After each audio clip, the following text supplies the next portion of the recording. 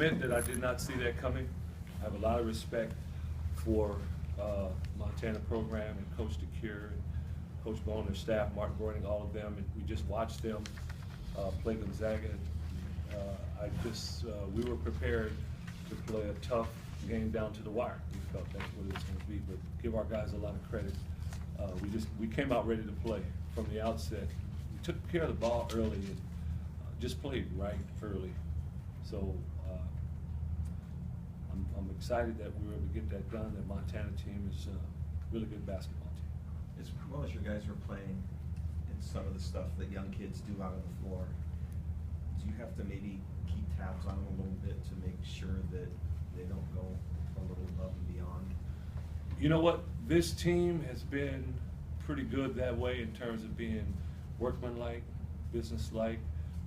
It's something, you know, we throw it off the board and the guy scores it. I wouldn't say that would be something we practice, put it like that. But they're young kids, and it's just something you work through. You know, my first thought was to just call a timeout and make sure we understand how we're supposed to handle those situations. But I just thought about doing it another way, talking about it a different way.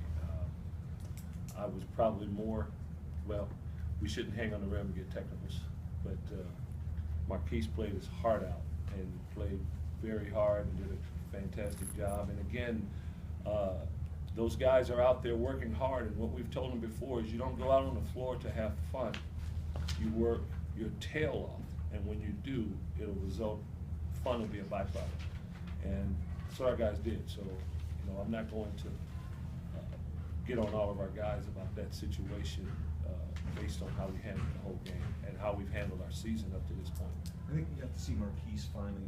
You know, it's been a while since he has had a game where he hasn't been in foul trouble. And you said he worked his tail off. Can you talk about that a little bit, his ability to play in and out foul? You know, he's learning. Again, a freshman. Marquise started playing organized basketball in the 9th grade, and he's a freshman here. So just like anyone else, he has to learn. And to his credit, he came out and didn't foul. And you can even see there was a couple of times early that he would have fouled, but he showed the officials his hands to say, hey, I'm not touching him. And that's the level of maturity on his part. So we got to give him a lot of credit for that. The game plan against Martin obviously must have been well executed.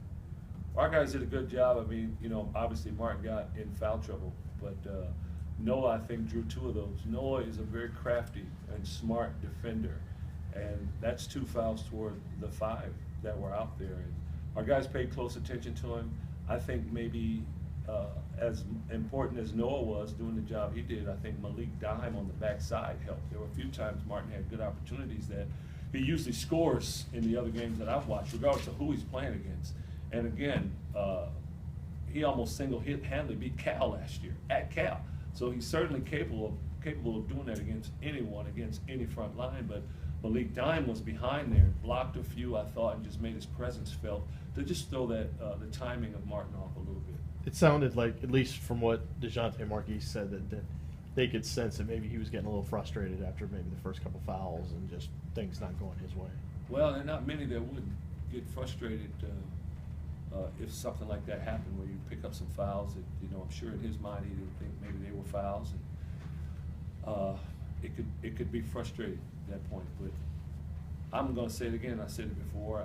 I can't be more proud of a guy that was here and not here anymore as I am Martin. I'll pull for that guy forever, because he's a great kid and he's doing extremely well. It's great to see that. Is there something you and your staff are doing pregame or in warm-ups or whatever to instill the energy that you've had with these fast starts? You know, Coach Shapiro came to me, and I mentioned this a little earlier. He came to me with the idea of meeting with the guys for a longer scout up on the board first thing. Before and for years, and just about everybody does it, is you go out, you warm up, you get your warm-ups in, then you meet with your scout, then you go back out, and it's kind of a hot, cold. You get hot, cold. Well, now, the way we do it, our guys are cold in the beginning, and then once they're hot and loose and warm, they don't really come in and sit down for very long after that. And that may have something to do with it, but I also think that this group loves to play basketball, and they love to play basketball with each other. The game is fun to them, and it's fun to watch their teammates and watch each other be successful. And I think that has a lot to do with guys coming out with that fire and want to play.